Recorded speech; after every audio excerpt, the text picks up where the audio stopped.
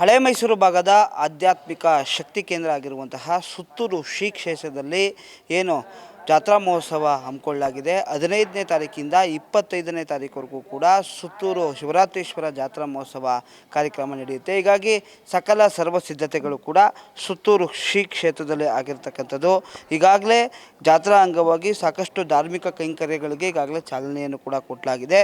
15ನೇ ತಾರೀಕಿಂದ ರಾಷ್ಟ್ರದಲ್ಲಿರುವಂಥ ಅನೇಕ ಗಣ್ಯಾತಿ ಗಣ್ಯರು, ರಾಜ್ಯದ ಗಣ್ಯರುಗಳು ಕೂಡ ಏನು ಈ ಒಂದು ಸುತ್ತೂರು ಜಾತ್ರಾ ಮಹೋತ್ಸವದಲ್ಲಿ ಕಾರ್ಯಕ್ರಮದಲ್ಲಿ ಭಾಗಿಯಾಗ್ತಾರೆ. ಹಾಗೂ ವಿವಿಧ ಕಾರ್ಯಕ್ರಮಗಳು ಕೂಡ ಆಯೋಜನೆಯನ್ನು ಮಾಡಲಾಗಿದೆ. ಏನು ಇಡೀ ಕರ್ನಾಟಕಕ್ಕೆ ತ್ರಿವಿಧ ದಾಸೋಹವನ್ನು ಮಾಡ್ತಿರುವಂತಹ ಪ್ರಮುಖ ಮಠಗಳಲ್ಲಿ ಸುತ್ತೂರು ಶ್ರೀ ಕ್ಷೇತ್ರ ಕೂಡ ಒಂದು.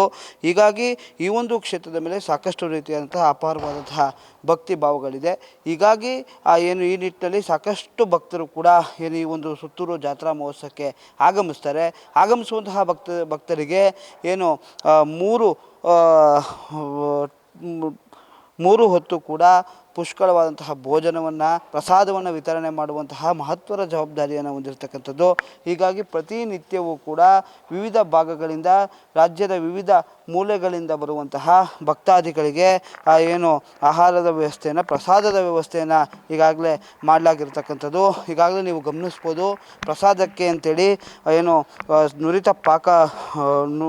ನುರಿತ ಏನು ಅಡುಗೆಯ ಭಟ್ರು ಏನಿದ್ದಾರೆ ಅವ್ರುಗಳನ್ನೆಲ್ಲ ಕೂಡ ಈಗಾಗಲೇ ಏನು ನೇಮಕವನ್ನು ಕೂಡ ಮಾಡಲಾಗಿದೆ. ಹಾಗೂ ಬಹಳ ಪ್ರಮುಖವಾಗಿ ಈಗಾಗಲೇ ನೀವು ನೋಡ್ತಾ ಇರ್ಬೋದು, ಸಾಕಷ್ಟು ಡಬ್ರಿಗಳನ್ನು ಕೂಡ ಜೋಡಿಸಿರ್ತಕ್ಕಂಥದ್ದು. ಪ್ರಸಾದ ವ್ಯವಸ್ಥೆಗೆ ಅಚ್ಚುಕಟ್ಟಾಗಿ ಆಗುವಂಥ ದೃಷ್ಟಿಯಿಂದ ಸಾಕಷ್ಟು ಏನು ಗ್ರಿಲ್ಗಳ ವ್ಯವಸ್ಥೆಯನ್ನು ಕೂಡ ಮಾಡಲಾಗಿದೆ.